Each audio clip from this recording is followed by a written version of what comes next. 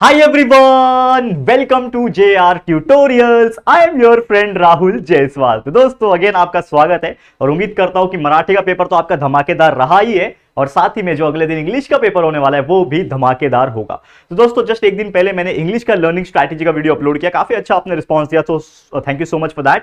And अच्छे से वो लर्निंग स्ट्रैटेजी वीडियो अगर आपने देख लिया होगा तो आपको बिल्कुल आइडिया लग गया होगा कि इंग्लिश का पेपर कैसे आता है, उसमें कैसे कैसे टाइप के क्वेश्चंस होते हैं, 1 में आता है, 2 में आता है, 3 में आता है, कैसे क्वेश्चंस को कैसे करना है, कितने वर्ड्स को लिखना है, पैसेज में से आंसर कैसे लिखना है, ये सभी चीज का ओवरव्यू फॉर्म में मैंने एक वीडियो बनाया था लर्निंग स्ट्रैटेजी, जस्ट एक दिन पहले मैंने अपलोड किया। अगर आपने नहीं देखा है तो जाके सबसे पहले तो वो वीडियो देख लो, बहुत हेल्पफुल होगा।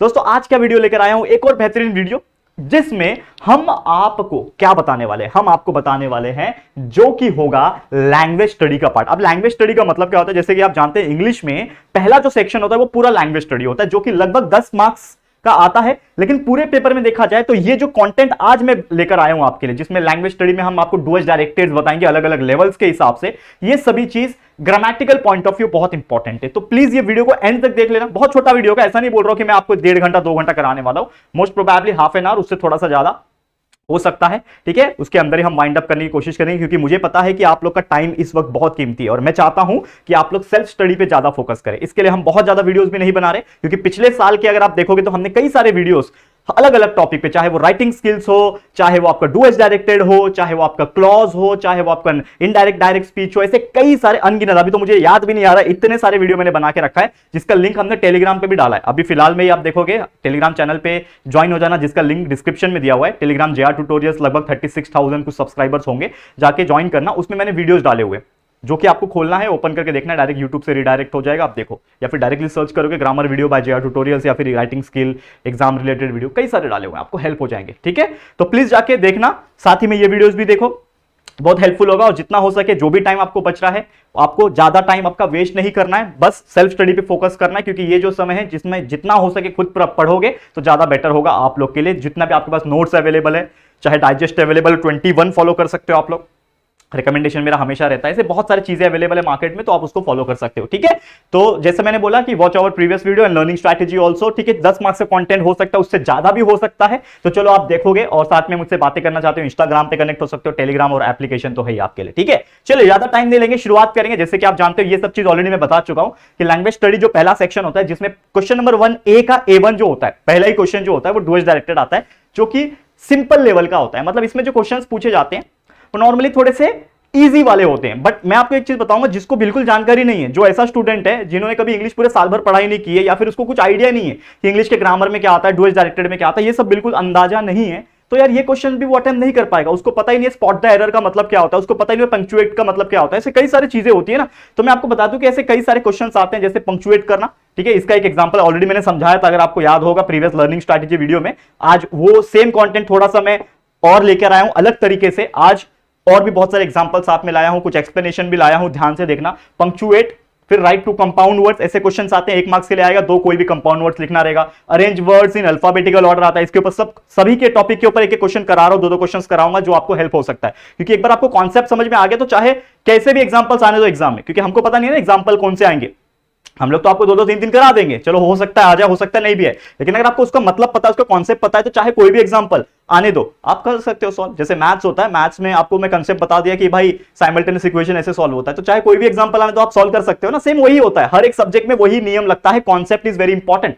ठीक है, अब आता है arrange words in alphabetical order, उसके अलावा identify the types of sentence, कौन सा टाइप का सेंटेंस है भैया, ये सभी बताऊंगा। टाइप्स ऑफ सेंटेंस, जैसे मराठी में बोलते हैं वाक्य प्रकार ओळखा, ऐसा कुछ क्वेश्चन होता है, सेम इंग्लिश में भी होता है ऐसा। Identify the types of sentence, 1 marks आ सकता है। Complete the word chain formation आ जाता है। Spot the error, rewrite the sentence, ऐसे कई सारे क्वेश्चंस, इसके अलावा भी और भी क्वेश्चंस होते हैं जो आपको देखने मिलेंगे। अभी तो देखो बहुत सारी चीजें बताना बाकी है, एंड तक देखना। ठीक है, चैट पे कम ध्यान दो, यहां पे ध्यान दो, जो आपको ज्यादा समझ में आएगा उसके ऊपर ध्यान दो। ठीक है, देखो आपके लिए टाइम बहुत कीमती है दोस्तों, that's why I am making this video in the premier form. ठीक है, चलो अब पहला देखो कंपाउंड वर्ड्स। कंपाउंड वर्ड्स का मतलब क्या होता है समझ लो, कोई भी 2 वर्ड जिसका इंडिविजुअल में भी एक अपना मीनिंग होता है, लेकिन जब वो दोनों जुड़ जाएंगे साथ में तो एक नया वर्ड बनाएंगे और एक नया मीनिंग बनाएंगे, और हमेशा वो साथ में ही होते हैं ज्यादातर, अगर आप देखोगे तो उस वर्ड को बोलते हैं कंपाउंड वर्ड। जैसे आपने कंपाउंड साइंस में पढ़ा हुआ है, when 2 elements combine together in any proportion is called as the compound, you know that. Same उसी प्रकार वर्ड्स का भी कंपाउंड होता है। जैसे आप देखोगे एनी, एनी एक अलग वर्ड है, थिंग एक अलग वर्ड है, लेकिन दोनों जुड़ गए तो क्या बन गया? एनीथिंग। तो एनीथिंग, कुछ भी, anything, that is a compound word. उसके अलावा समवेयर, तो ऐसे बहुत सारे वर्ड्स आपको ध्यान में होंगे। सनशाइन हो गया, देखो लिखा नहीं है मैंने सनशाइन, अभी बोलते बोलते मुझे याद आ गया सनशाइन, ये भी एक अलग से वर्ड है। सन अलग होता है, शाइन अलग होता है, लेकिन दोनों को मिला दिया तो सनशाइन बन गया, एक अलग मीनिंग बन गया। ठीक है, लाइफस्टाइल हो गया, समथिंग हो गया, एनीवेयर हो गया, ऐसे कई सारे अनगिनत। तो आपको बस क्या करना है, कुल मिला के 5-8 वर्ड्स दिमाग में रख लो। अगर आपको पूछ लेगा 2 कंपाउंड वर्ड, 4 कंपाउंड वर्ड, तो भी आप आराम से लिख सकते हो, याद रहेगा। 4 से 5 तो बिल्कुल याद कर लो, ये जो मैं दिया वही याद कर लो, कोई परेशानी नहीं होगी आप लोगों को। समझ में आ रहा है? क्लियर है? तो ये हो गया सबसे पहला चीज, कंपाउंड वर्ड्स आता है, डेफिनेटली आता है कंपाउंड वर्ड्स के ऊपर डू एज डायरेक्टेड, तो जरूर से कर लेना। अगला है find out 2 to 3 hidden words. अब हिडन वर्ड्स का मतलब क्या होता है? छुपा हुआ वर्ड। छुपा हुआ वर्ड मतलब क्या होगा भैया? कहां से ढूंढ के निकालना है? तो नॉर्मली क्या होता है कि समझ लो कि कोई भी आपको एक वर्ड दिया रहेगा, जैसे यहां पे दिया हुआ है एथिकल। एथिकल एक वर्ड है। अब एथिकल में से आपको ना क्या निकालना है? 2 से 3 हिडन वर्ड्स निकालना है, मतलब उसमें से हम बना सके। ये बचपन में हम लोग गेम खेलते थे कि आपको एक वर्ड दिया जाएगा, उसमें से आप 2-3 वर्ड निकालो। आपने खेला है कि नहीं बचपन में? तो देखो हमारे टाइम पे उतना फोन नहीं होता था, हम गेम्स ऑनलाइन मोबाइल में कम खेलते थे, लेकिन इसमें ज्यादा खेलते थे। तो ये सब चीज हमने खेला हुआ है बचपन में, और आप लोग को ये एग्जाम में आ रहा है, सोचो कितना मस्त है। तो एथिकल में आप देखोगे तो कुछ भी बना सकते हो। ये ई हो गया, ये ए और टी, ईट बन गया। फिर HATE हेट बन गया। CA और टी कैट बन गया। HEAL हील बन गया। और एक और आपके सामने बनाता हूं, देखो क्या बना सकता हूं, देखो क्या बना सकता हूं। ये हो गया C, ठीक है, और क्या बना सकता हूं?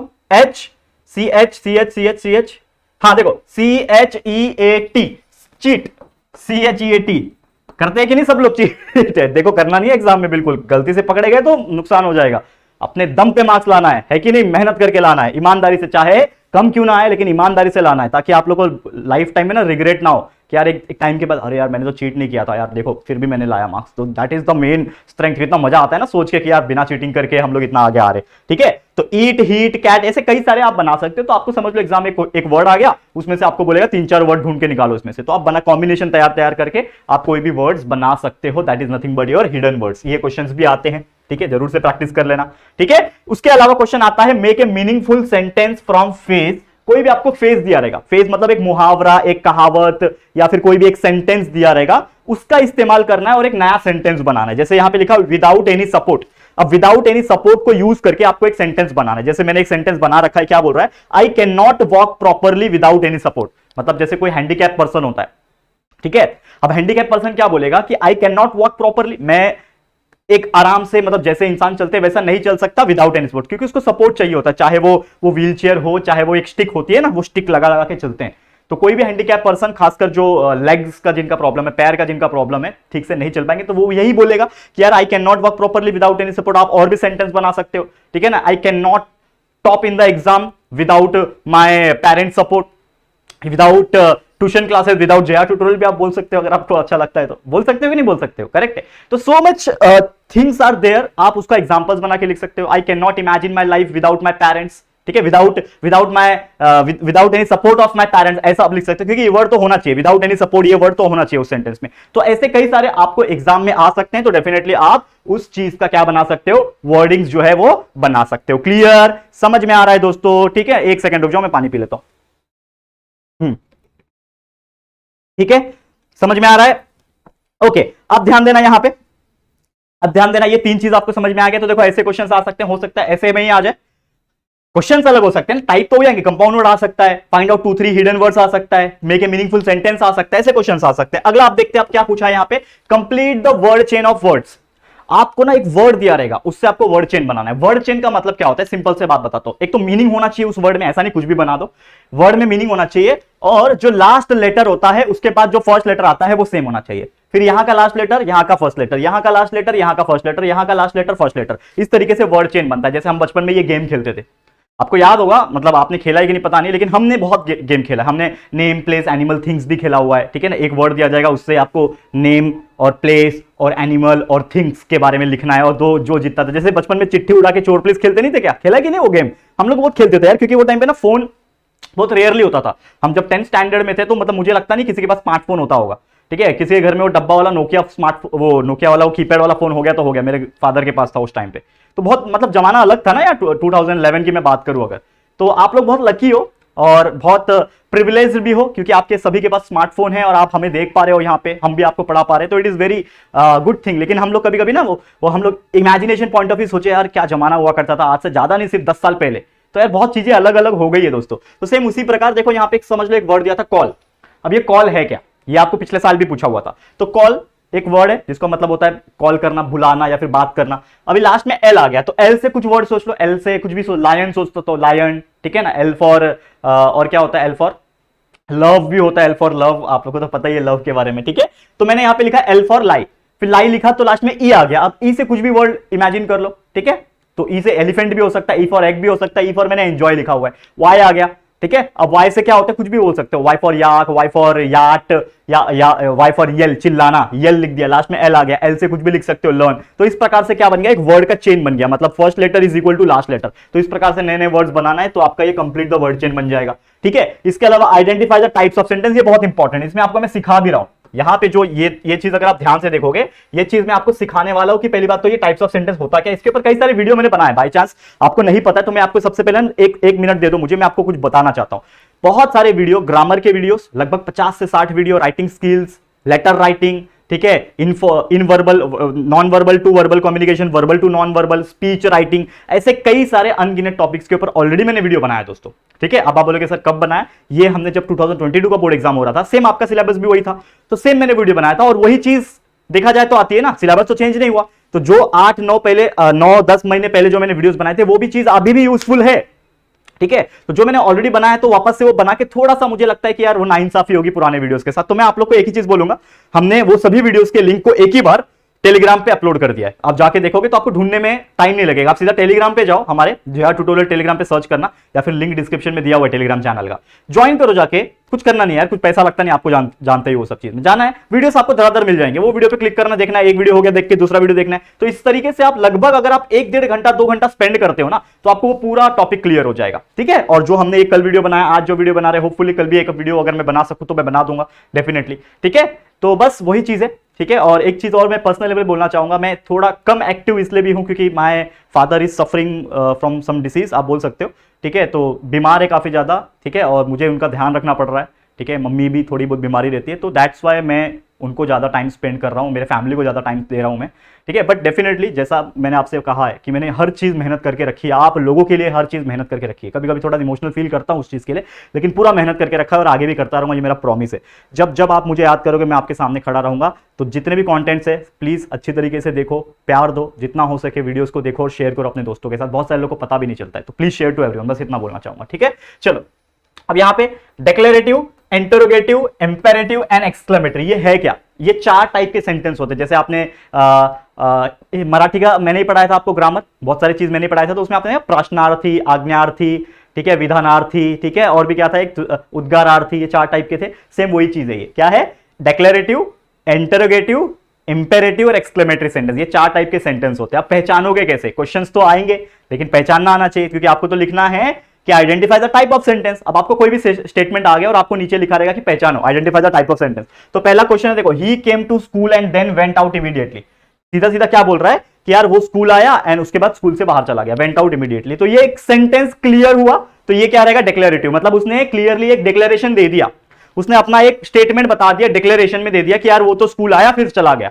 मैंने क्या बता दिया, एक स्टेटमेंट डिक्लेयर कर दिया, that is nothing but the declarative sentence. एक और देखो, यहां पे नहीं समझा अगर होगा, देखो यहां पे मैं हर एक चीज बता रहा हूं, देखो ध्यान से देखना पड़ेगा, लेकिन आपको मैं क्या बोल रहा हूं, he came to school and went out immediately. इसमें ना तो कोई क्वेश्चन है, ठीक है, ना तो कोई एक्सक्लेमेशन वाला चीज है, और वाओ ऐसा कुछ तो है नहीं। तो ये क्या हो गया, एक मैंने एक सिंपल सा मैंने अपना एक स्टेटमेंट को डिक्लेयर कर दिया कि मैंने बोल दिया, अब इसके आगे कोई चीज नहीं है कि यार he came to school and went out immediately, that is nothing but declarative sentence. ये हो गया इसका answer. Next example, how many people have score 80% in exam.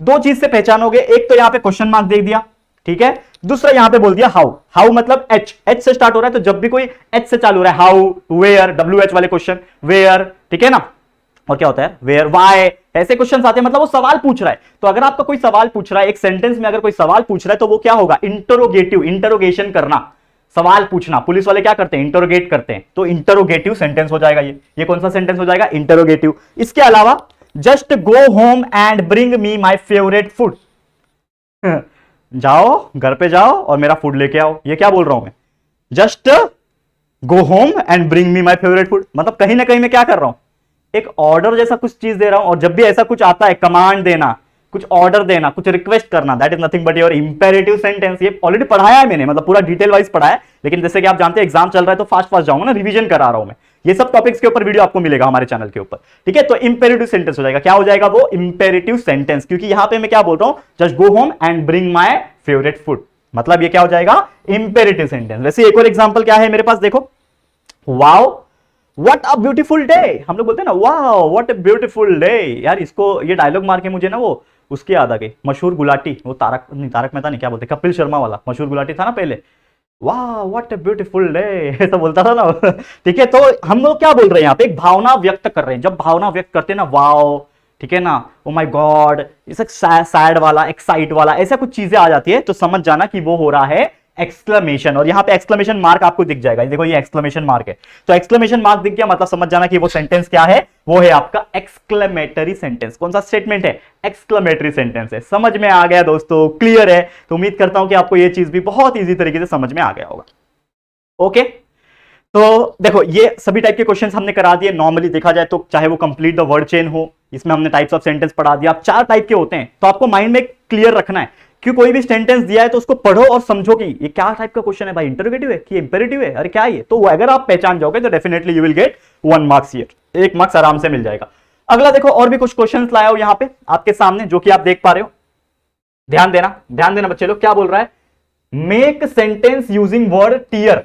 मतलब आपको कोई क्वेश्चन ऐसा पूछ सकता है कि आपको एक वर्ड दिया रहेगा, जैसे यहां पे लिखा हुआ टीयर, ये मैंने पिछले साल भी बताया था, आपको अगर याद नहीं होगा कोई बात नहीं, वापस से बता रहा हूं, पर अलग तरीके से बता रहा हूं। ये टीयर वर्ड है, ये टीयर वर्ड को क्या करना है, आपको एक यूज करके सेंटेंस बनाना। जैसे मराठी में आता था अर्थ सांगून वाक्यात उपयोग करा, लेकिन यहां पे अर्थ नहीं सांगना है, यहां पे आप लोग को सिर्फ उसको, उस वर्ड को वाक्यात उपयोग करना है, यानी कि इसको सेंटेंस बनाना है। तो मैंने क्या लिखा है, एक तो क्वेश्चन, दो क्वेश्चन पूछा है, मतलब 2 मार्क्स के लिए अगर क्वेश्चन आता है नॉर्मली, तो इसमें 2 पूछा है। एक तो पूछा है कि ये टीयर का वर्ड यूज करना है आपको और इससे एक सेंटेंस बनाना है, और उसी में पूछ दिया है ऑल्सो राइट द होमोग्राफ, मतलब इस वर्ड का होमोग्राफ लिखना है। तो जिसको नहीं पता मैं बता दूं, homograph and homophone is also a very important topic, जिसके ऊपर क्वेश्चन 1 मार्क्स के लिए डेफिनेटली पूछता है आपके एग्जाम में। तो मैं आपको बताऊंगा, वैसे डिफरेंस बिटवीन लाया हूं दोनों का, टेंशन मत लो, लेकिन पहले बता देता हूं। होमोग्राफ का मतलब होता है same spelling but different meaning. कोई भी वर्ड का अगर स्पेलिंग सेम है लेकिन उसका मीनिंग अलग अलग है, तो that is nothing but the homograph. अब वो क्या होता है थोड़ा डिटेल में देखेंगे, लेकिन पहले इस चीज का आंसर आपको मैं बता देता हूं, ध्यान से देखना, ठीक है।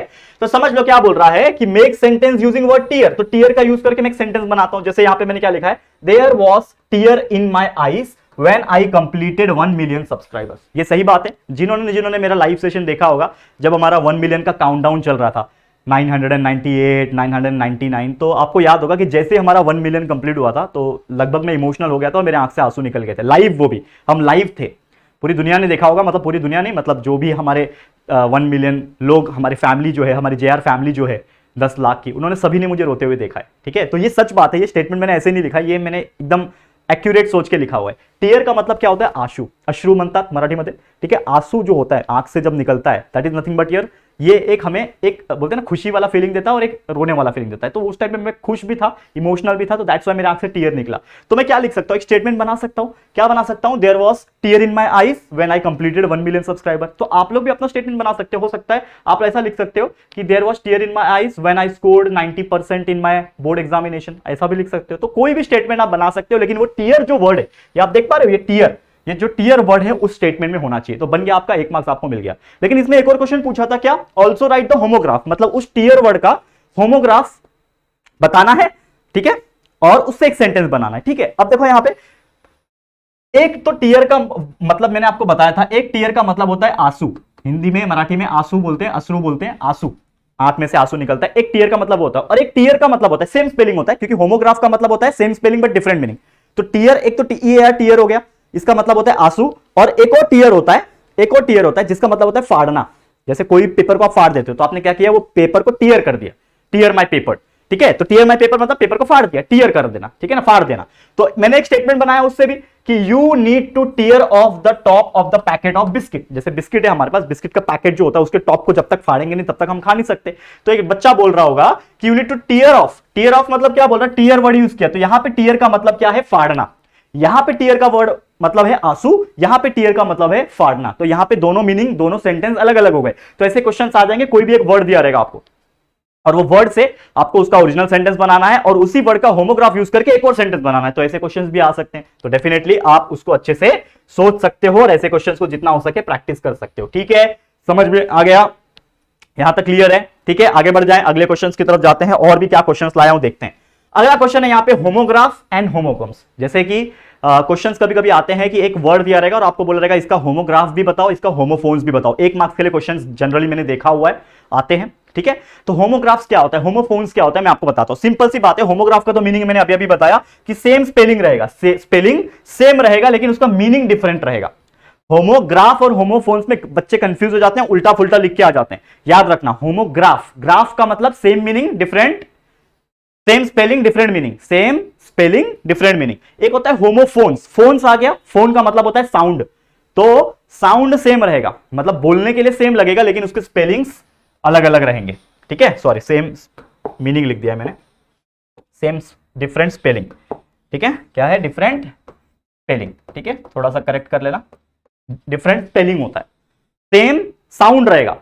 ठीक है, बोलने के लिए सेम लगेगा लेकिन उसका जो स्पेलिंग रहेगा वो अलग रहेगा। तो होमोफोन्स अलग, होमोग्राफ अलग, होमोफोन्स अलग। एग्जांपल देखते हैं, ज्यादा क्लियर हो जाएगा। देखो, टीयर है और ये टीयर है, ये दोनों ही स्पेलिंग सेम है, मतलब सेम स्पेलिंग हो गया लेकिन दोनों के मतलब अलग अलग है। एक टीयर का मतलब होता है आंसू, एक टीयर का मतलब होता है फाड़ना, ये अभी अभी हमने देख लिया। फिर दूसरा है, ये होता है मिनट।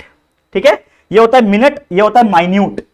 दोनों का स्पेलिंग सेम है लेकिन मीनिंग अलग अलग है। देखो, ये मिनट का मतलब हमारे पास 1 मिनट बचा है, 2 मिनट बचा है, तो वो वाला मिनट, टाइम वाला मिनट हो गया। और ये होता है माइन्यूट, इसको माइन्यूट बोलते हैं। माइन्यूट का मतलब होता है सबसे छोटा हिस्सा। हम लोग बोलते हैं ना, there is a very minute particles in my milk, there is a very minute particle in my anything, मतलब वो लिख सकते हैं माइन्यूट। साइंस में अक्सर आपने ये सुना होगा माइन्यूट वर्ड। तो दोनों का स्पेलिंग तो सेम है लेकिन मीनिंग अलग अलग है। एक माइन्यूट एक मिनट मतलब टाइम होता है और एक माइन्यूट मतलब छोटा होता है, स्मॉलेस्ट पार्टिकल। ठीक है, एक होता है बैट, बीएटी बैट, एक होता है बीएटी बैट। अगेन, ये बैट का मतलब होता है बल्ला जिससे हम क्रिकेट खेलते हैं, और एक होता है बीएटी बैट मतलब चमगादड़।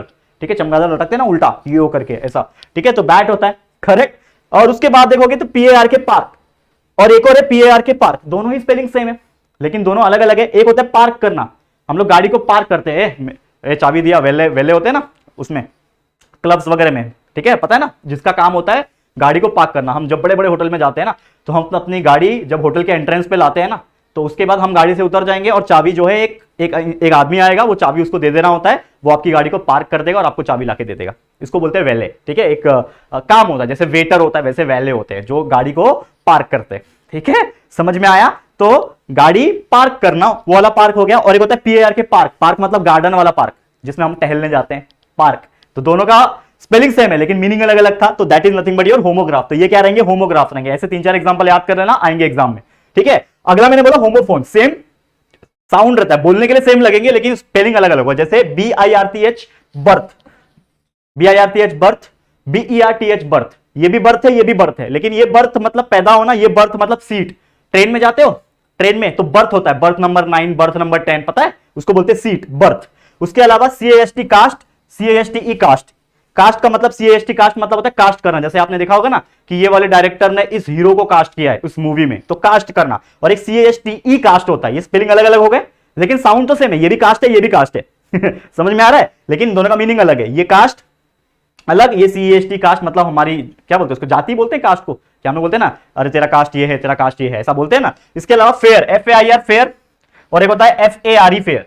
तो FAIR फेयर मतलब मेला, और एक FARE फेयर मतलब वो किराया बोलते हैं ना, कितना भाड़ा हुआ, कि how much your fair is. ठीक है, तो that is nothing but sound दोनों का सेम है, बोलने के लिए सेम है लेकिन अलग अलग स्पेलिंग है, अलग अलग मीनिंग भी है।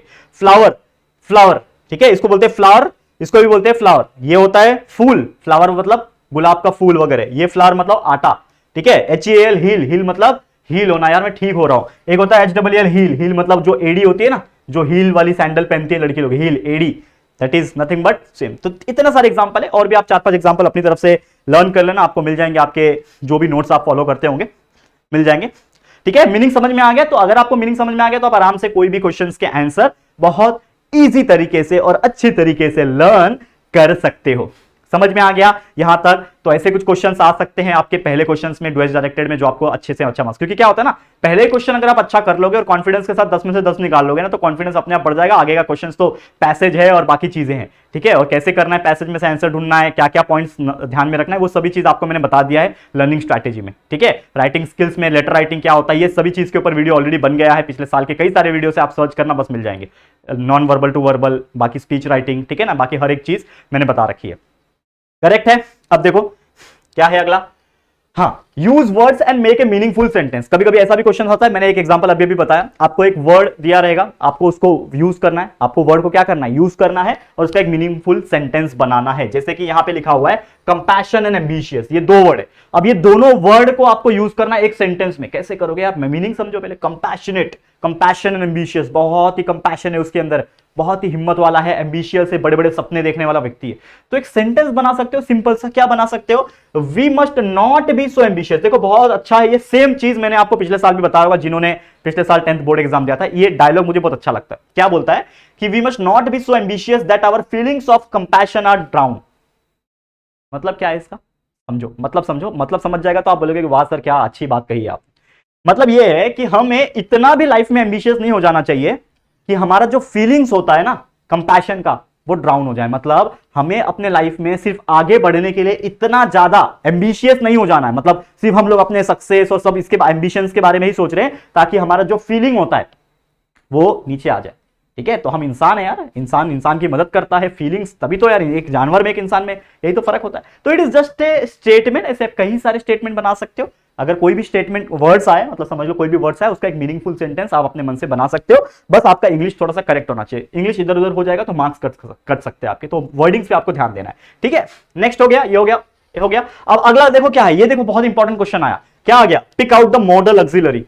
देखो ये क्वेश्चन आता है, मॉडल ऑक्सिलरी सभी ने देखा है, सेपरेट वीडियो पूरा 20-25 मिनट का शायद मॉडल ऑक्सिलरी के ऊपर मैंने बना रखा है। जैसे मैंने आपको बोला ना, ऐसे तो नहीं बोल रहा हूं ना बार बार, हर बार क्यों बोल रहा हूं कि आप हमारे पिछले साल के वीडियो देखो, लगभग 40-50 वीडियो बना के रख दिया है आप सभी के लिए, और वो चलता रहेगा, ठीक है ना, जब तक आप पढ़ रहे हो। आज 10th में, हो सकता है आपके बाद जो 9th में है वो 10th में आ जाए, तो उनके लिए भी काम आएगा। तो इसके लिए मैंने पहले से ही वो सब वीडियो बना के रखा है, क्योंकि मुझे पता है कि ये सभी चीज वीडियो बहुत हेल्पफुल होते हैं और ये चलते रहते हैं लाइफ टाइम तक। दैट्स व्हाई मैंने वो वीडियो बना दिया, और आपको इसलिए बता रहा हूं कि आप लोग जाके देखोगे तो आपको एडवांटेज होगा, ठीक है। अब देखो तो मॉडल ऑक्सिलरी क्या होता है, मैं शॉर्ट में एक्सप्लेन कर रहा हूं।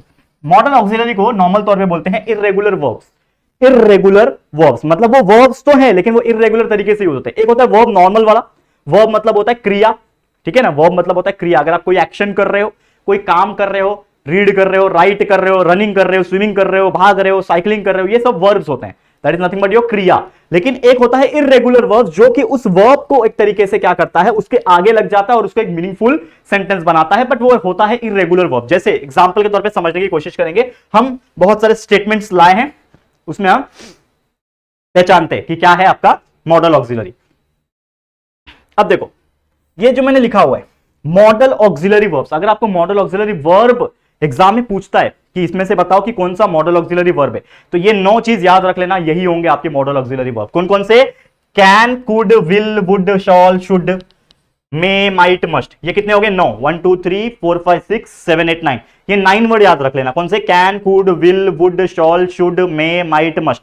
ये 9 वर्ड्स अगर जहां पे भी आपको दिख गए, अगर क्वेश्चन पूछा है कि find out the modal auxiliary verb, तो आप स्टेटमेंट में, उस सेंटेंस में खाली देखना कि यार ये 9 में से कोई वर्ड दिख रहा है क्या। अगर वो दिख रहा है तो वही है आपका मॉडल ऑक्सिलरी, वही होगा आपका मॉडल ऑक्सिलरी। आंख बंद करके लिख सकते हो, 1 मार्क्स आपको मिल जाएगा। मॉडल ऑक्सिलरी वर्ब ये 9 के अलावा बहुत रेयरली होते हैं। ये तो मतलब ये आपका क्या है, नॉर्मल वर्ब्स कैटेगरी का। देखो यहां पे एग्जांपल लाया हूं, she can read the Telugu language, she can read Telugu language. अब रीड का मतलब होता है नॉर्मल वर्ब, रीड मतलब पढ़ना, मतलब क्रिया कर रही है, उसके पहले लगता है आपका helping verb, sorry irregular verb, जो कि होता है मॉडल ऑक्सिलरी। तो कैन हो जाएगा, कैन क्या है, can is my modal auxiliary verb. अब देखो यहां पे भी कैन है, ठीक है। You should watch our videos properly, आपको भी बोल रहा हूं, you should watch our videos properly. देखते हो कि नहीं वर्ड, अभी तो चलो एग्जाम का टाइम है तो मैं इतना नहीं बोलूंगा, लेकिन जितना हो सके सेल्फ स्टडी पे ध्यान देना है, ठीक है। ये चीज मैं हमेशा बोलता हूं।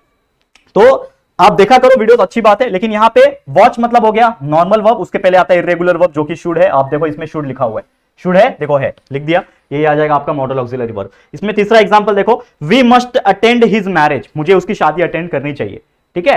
अब मस्ट आ गया, अटेंड मतलब अटेंड करना इज वर्ब, उसके पहले हेल्प इरेगुलर वर्ब जो कि होगा आपका मस्ट, तो ये क्या हो जाएगा मॉडल ऑक्सिलरी वर्ब। इसमें भी देखो मस्ट लिखा हुआ है, तो ये 9 का 9 याद कर लो, यही होंगे आपके मॉडल ऑक्सिलरी वर्ब अगर आता है क्वेश्चन मॉडल ऑक्सिलरी के ऊपर, जो कि आता ही है मेरे हिसाब से, तो आप कर सकते हो। समझ में आ रहा है? क्लियर है? क्लियर है दोस्तों? फटाफट से आप कमेंट करके बता सकते हो अगर आपको अच्छा लग रहा है तो, ठीक है। हम भी कोशिश करते हैं आप लोग के लिए कुछ ना कुछ ऐसे ही लाते रहे बीच बीच में, ठीक है, ताकि आप लोगों का हेल्प हो जाए, ठीक है। आगे बढ़ते हैं, नेक्स्ट और कुछ है क्या? अब देखो ये कुछ प्रीवियस ईयर के हैं, ये ऑलरेडी मैंने बताया, लेकिन फास्ट फॉरवर्ड में थोड़ा और बताता हूं, जिन्होंने मिस कर दिया होगा वापस से बता देता हूं। ये थोड़ा प्रीवियस ईयर के कुछ क्वेश्चन है जो आपके पूछे थे एग्जाम में। जैसे एग्जाम्पल पूछा था पंक्चुएट करना, पंक्चुएट करना यानी कि इसमें हम लोग कुछ यूज कर सकते हैं पंक्चुएशन मार्क, जैसे you have never heard of batch he asked, simple से लिख दिया, you have never heard of batch he asked. अब इसको हम लोग कैसे लिखेंगे पंक्चुएट करके? हमने क्या कर दिया, डबल इन्वर्टेड कॉमा डाल दिया कि you have never heard of batch, ठीक है, you have never heard of the batch, it is written in the double inverted comma, ये एक स्टेटमेंट हो गया, कॉमा ही आस्क्ड, उसने पूछा, ठीक है। तो that is nothing but the punctuation mark we had given, तो we have given the punctuation mark, तो यहां से 1 मार्क्स मिल जाएगा। इसे पंक्चुएट करने के लिए आ सकते हैं, डेफिनेटली आप एग्जांपल्स प्रैक्टिस करना। और भी क्या क्वेश्चंस लाया था एग्जाम, फाइंड 4 हिडन वर्ड्स, एक वर्ड दिया रहेगा प्रोक्लेमेशन जैसा, ऐसे कई सारे वर्ड दे सकते हैं, एक वर्ड में से आपको हिडन वर्ड्स निकालने हैं। मैंने जैसे वो कौन सा था, एथिकल में से बताया था, वैसे प्रोक्लेमेशन दिया हुआ है, इसमें से पोर्शन बन सकता है, PORTION, पोर्शन बन गया, ट्रेन बन गया, रेन बन गया, मोशन बन गया, क्लेम बन गया, ये सब मैं बता चुका ऑलरेडी, जो लर्निंग स्ट्रैटेजी बताई थी उसमें भी ये मैंने डाला था, ठीक है। उसके अलावा spot error, all the religion teachers us to take care of our children, error find करना, ये क्वेश्चन आता है, ऐसे क्वेश्चन आते हैं, spot the error and rewrite the sentence, ठीक है।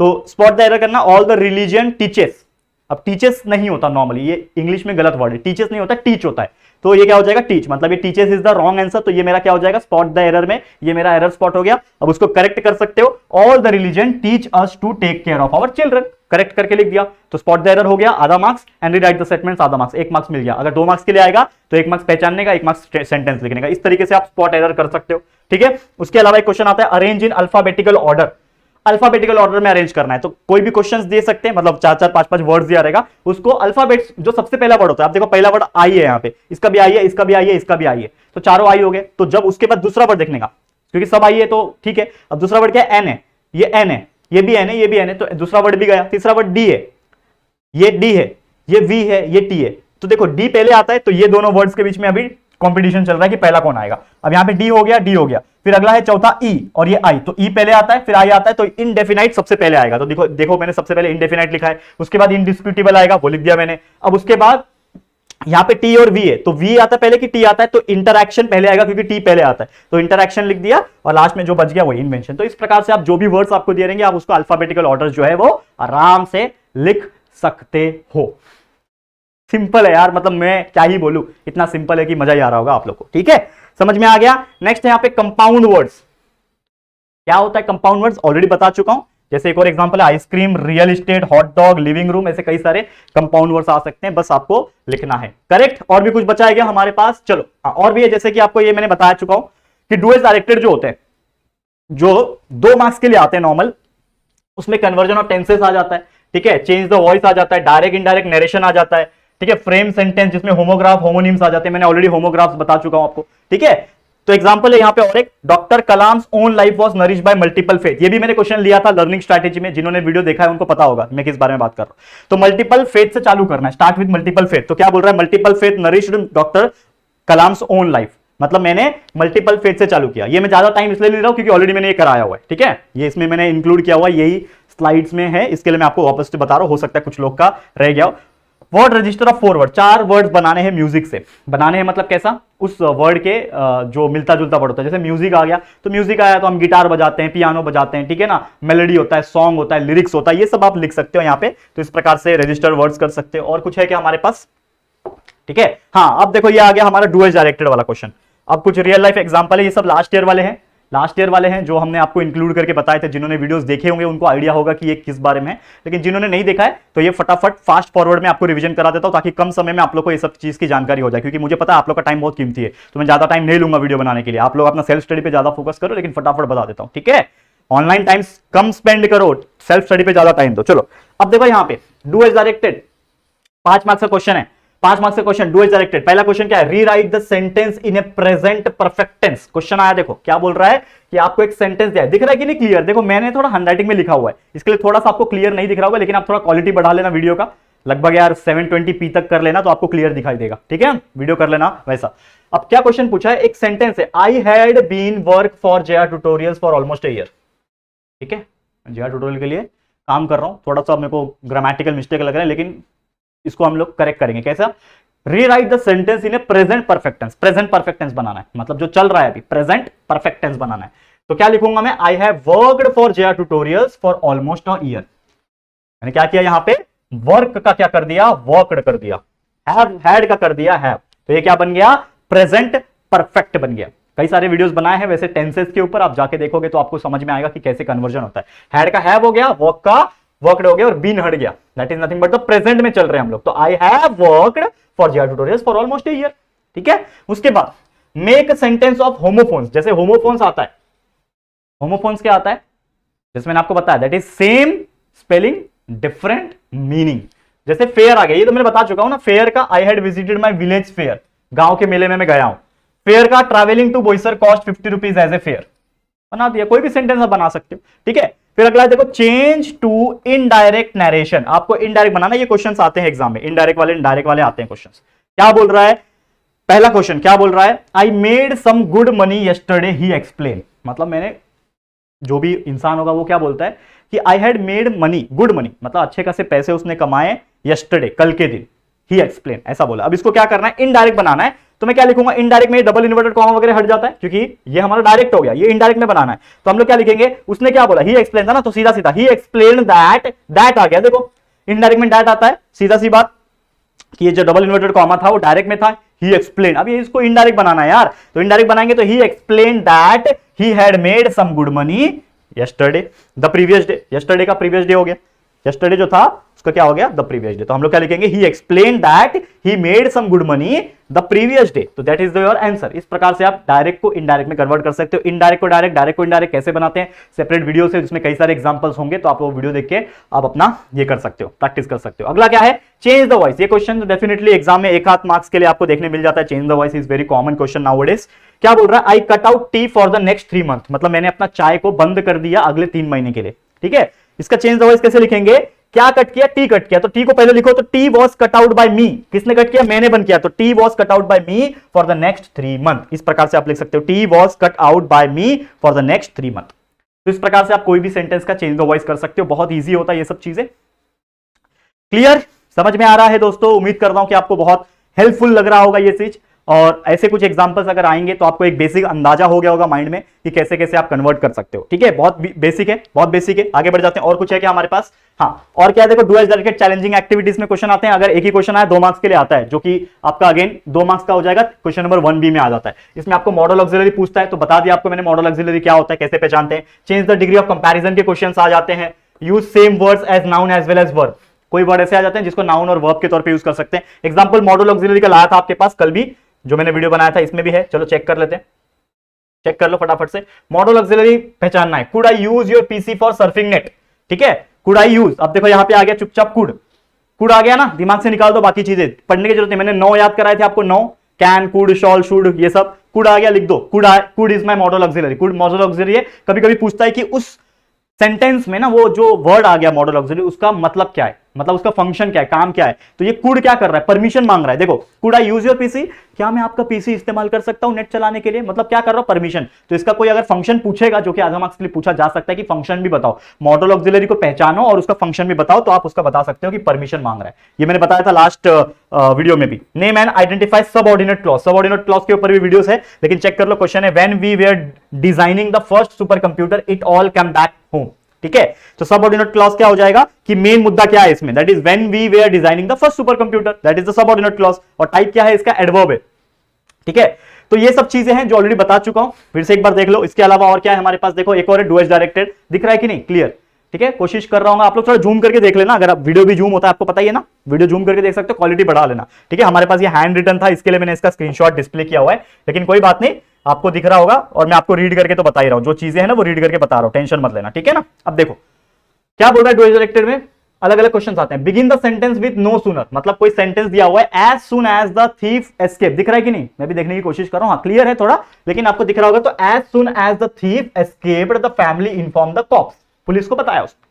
जिसको हम लोग को क्या करना है, नो सूनर से स्टार्ट करना है। तो कैसे लिखेंगे, no sooner did the thief escape then the family inform the cop, जब तक थीफ गया नहीं, मतलब एस्केप नहीं हो गया, बाहर नहीं गया, तब तक फैमिली ने इन्फॉर्म नहीं किया कॉप्स को। कॉप्स मतलब पुलिस होता है ना, बाहर देश में तो कॉप्स बोलते हैं, हम लोग पुलिस वर्ड यूज करते हैं, बाहर देश में कॉप्स कहा जाता है। तो ये आप क्वेश्चन आप कर सकते हैं नो सूनर वाला। फिर देखो अगला क्वेश्चन क्या है, सेकंड वाला क्वेश्चन क्या है, identify the clauses and name them, clause पहचानना, उसका नाम देना। क्या बोल रहा है, the nerves that control his muscles were shutting down, मतलब जो नर्व्स होती है, इंसान के अंदर बहुत सारे नर्व्स होते हैं, तो नर्व्स जो कंट्रोलिंग होता है, इसमें बोल रहा है the nerves that control his muscles were shutting down, मतलब नर्व्स का कुछ प्रॉब्लम हो रहा है ऐसा। इसमें जो क्लॉज है, आप देखो, आपको पता है कि एक मेन क्लॉज होता है, एक सबऑर्डिनेट क्लॉज होता है। तो यहां पे आप देखोगे जो nerves that control that control his muscles were shutting down, तो यहां पे आप देखोगे तो the nerves were shutting down, the nerves were shutting down, ये आपका क्या है, मेन क्लॉज, क्योंकि मेन तो वही हो रहा है, क्लॉज क्या है उसका, the nerves were shutting down, जो नर्व्स है वो शट डाउन हो रहे हैं, तो ये आपका मेन क्लॉज हो गया। फिर उसका एक सबऑर्डिनेट क्लॉज होगा, तो दैट कंट्रोल हिज मसल्स, ये उसका क्या है, सबऑर्डिनेट क्लॉज, लेकिन ये एडजेक्टिव क्लॉज है, सबऑर्डिनेट एडजेक्टिव क्लॉज है, क्योंकि वो उसका क्या बता रहा है, एडजेक्टिव क्लॉज नाउन फॉर्म का क्या बता रहा है उसको वो बता रहा है, ठीक है। तो यहां पे समझ में आ गया, the nerves were shutting down main clause हो गया, that control his muscles subordinate adjective clause हो गया। वैसे यहां पे देखो मॉडल ऑक्सिलरी को पहचानना है, देखो एक क्वेश्चन महेंद्र सिंह धोनी वाला लेके आया हूं, Dhoni could perform well in his match, अभी तो धोनी रिटायर हो गए, कोई बात नहीं, आईपीएल में खेलेंगे, मजा आएगा वापस से, ठीक है। तो Dhoni could perform well in his match, इसमें क्या बताना है, मॉडल ऑक्सिलरी, मुझे बताओ कहां है इसमें मॉडल ऑक्सिलरी, देखो क्लियरली आइडेंटिफाई हो जाएगा, कुड लिखा हुआ है, तो कुड इज माय एमए यानी मॉडल ऑक्सिलरी, दिख गया, बहुत इजी है मॉडल ऑक्सिलरी। अगला क्वेश्चन क्या है, चौथा देखो, few teachers realise the extent of their influence, ठीक है। इसको करना है rewrite as a complex sentence, इसको थोड़ा ना कॉम्प्लेक्स सेंटेंस बनाना है, थोड़ा सा इजी लग रहा है। क्या बोल रहा है, the few teachers realise the extent of their influence, simple था, few teachers realise the extent of their influence, इसको कॉम्प्लेक्स ऐसे बनाऊंगा, क्या बोलूंगा, few teachers realise how far their influence extends, थोड़ा सा टफ लग रहा है कि मतलब कुछ टीचर ने रियलाइज किया कि कितना दूर तक उनका इंफ्लुएंस जो है वो जा सकता है, यहां पे बताया। फिर अगला है पांचवा, आइडेंटिफाई द क्लॉज, देखो क्लॉज वाले क्वेश्चंस आते हैं ना, तो इसके लिए मैं बार बार करा रहा हूं, देखो आइडेंटिफाई द क्लॉज, क्लॉज क्या बोल रहा है, क्वेश्चन क्या बोल रहा है, I knew that I must tell this girl the truth, I knew that I must tell this girl the truth, मैं जानता था कि मैं उस गर्ल का ट्रुथ जो है बताऊंगा। तो इसमें मेन क्लॉज क्या हो जाएगा, आई न्यू, क्योंकि मैं जानता हूं, I knew that is the main clause, और that I must tell this girl the truth, ये हो जाएगा आपका subordinate noun clause, that is nothing but, वो गर्ल के बारे में बता रहा है, that is nothing but your noun clause, समझ में आ रहा है, क्लियर, क्लियर है। तो ऐसे कुछ क्वेश्चंस आएंगे क्लॉज के ऊपर, सबऑर्डिनेट क्लॉज, क्लॉज पहचानना, ये सभी चीज के वीडियोस एंड कई सारे आपके बुक्स में भी मिल जाएंगे आप लोग को, तो थोड़ा बहुत 4-5 एग्जांपल से प्रैक्टिस करके लेना, जो भी आएगा आप उसका आंसर आराम से कर पाओगे, पॉसिबल है, बिल्कुल अच्छे से मार्क्स लाना पॉसिबल है, ठीक है, क्लियर, ये हो गया। अब और कुछ बचा है कि चेक कर लेते हैं, ठीक है। हाँ, अब देखो ये सब चीज ऑलरेडी मैं बता चुका हूं, जिनको नहीं पता है मैं फिर से बता देता हूं, टेक्सचुअल पैसेज कैसे आते हैं, ये सभी चीज हमारे लर्निंग स्ट्रैटेजी का वीडियो जो एक दिन पहले मैंने अपलोड किया है, वो आप जाके देख लेना, बाकी ये हर चीज मैंने बता दिया है, ये पोएट्री कैसे आते हैं, क्वेश्चंस कैसे आते हैं, ठीक है ना, ये पैराग्राफ कैसे लिखना है, एप्रिसिएशन कैसे लिखना है, टाइटल, पोएट, राइमिंग स्कीम, ये सभी चीज बता चुका हूं दोस्तों, ये हमारे स्लाइड में है ऑलरेडी, लेकिन ये हमने बताया है। तो आप जो अभी कल मैंने जो अपलोड किया, इंग्लिश लर्निंग स्ट्रैटेजी वीडियो नाम है, उस वीडियो का टाइटल है इंग्लिश लर्निंग स्ट्रैटेजी, कल के दिन ही अपलोड किया, पिछले दिन ही अपलोड किया, आप जाके देख लेना, बाकी हर चीज मैंने बता दिया है, चाहे वो कॉम्प्रिहेंशन हो, summary of given passage, unseen passage की बात हो, चाहे वो writing skill, letter formal writing, informal writing, non verbal, ये सभी चीज के बारे में आपको जानकारी मैंने दे दिया है। तो बस मतलब इसी के साथ हमारे जो वीडियो होता है दोस्तों, ये होता है एंड, इसी के साथ हमने ये सभी चीज आपको बता दिया है। तो उम्मीद करता हूं कि आज का जो वीडियो मेरा बनाने का मकसद था, जो कि language studies do as director के ऊपर हमारा मेन फोकस था, जो कि 10-12 मार्क्स का क्वेश्चन आ जाता है, आप लोग के लिए बहुत हेल्पफुल होता है, क्योंकि यहां पे आप स्कोर कर लोगे तो डेफिनेटली आपका कॉन्फिडेंस बढ़ जाएगा, और जो मार्क्स सबसे ज्यादा कट होने के चांसेस होते हैं वो इसी में होते हैं, ठीक है। बाकी पैसेज, एप्रिसिएशन, ये सभी चीज का टेंशन ज्यादा मत लो, बस मेहनत करो, सेल्फ स्टडी पे ज्यादा फोकस करो, पढ़ाई करते रहो, नए नए पैसेज, नए नए पोएम्स के हर एक पोएट के नाम, बाकी राइमिंग स्कीम्स, राइमिंग वर्ड्स, ये सब चीज के ऊपर ध्यान रखो, बस पढ़ाई करते रहो, बस इतना मैं बोलना चाहूंगा, ठीक है, क्लियर। तो क्या करता हूं फिर इसी के साथ ये वीडियो को मैं दोस्तों एंड करता हूं। बहुत ही अच्छा लगा आपसे बात कर रहे, और उम्मीद करता हूं कि अभी एक दिन और बाकी आप लोग का इंग्लिश के एग्जाम के एक दिन पहले और बचा हुआ है, ठीक है। और होपफुली अगर मेरे पास अगर सही समय बच जाता है, जो कि मेरी फैमिली का आपको मैंने बताया कि थोड़ा सा हेल्थ इश्यूज चल रहे हैं मॉम एंड डैड के, तो मैं काफ़ी ज़्यादा उनमें बिजी हूँ, उनको हॉस्पिटल लेके जाना पड़ता है, उनको दवाइयाँ टाइम पे खिलानी पड़ती है, तो ये सब चीज़ के लिए बिजी हूँ। लेकिन उम्मीद करता हूँ कि आप लोग ये चीज़ को समझ के लोगे, it is a family thing, so that I have to support them, and definitely आपसे बस एक चीज़ चाहता हूँ कि आप भी मुझे सपोर्ट करो इस थोड़ी सी टफ सिचुएशन में। आप लोग मेरा अगर साथ दोगे तो डेफिनेटली हम लोग बहुत सारी चीज़ें आगे करेंगे, आप लोग को और आगे बढ़ाएंगे। और आपके लिए तो हमने सब चीज़ मेहनत ऑलरेडी किया है और आगे भी ऐसे ही करते रहेंगे। होपफुली एक वीडियो और मैं लाने की कोशिश करूंगा, ठीक है, लेकिन नहीं भी आता है तो आप लोग के लिए हर चीज़ मैंने डाल रखी है, वीडियोस है, टेलीग्राम है, सब चीज़ है, बस पढ़ाई करते रहो, इतना ही मैं बोलना चाहूँगा, ठीक है। तो ऑल द वेरी बेस्ट मेरे बच्चों, love you all 3000, take care and अच्छे से खाना खाओ, अच्छे से पढ़ाई करते रहो, टेंशन ज़्यादा मत लो। ये 10th है दोस्तों, कोई बहुत बड़ा चीज़ नहीं है, आराम से होगा, अच्छे मार्क्स आएंगे, नहीं भी आएंगे तो कोई चिंता की बात नहीं है। Single sheet of paper can't decide our future, ये याद रखना ठीक है। तो चलो ऑल द वेरी बेस्ट, आज के लिए इतना, ये वीडियो को एंड करता हूँ।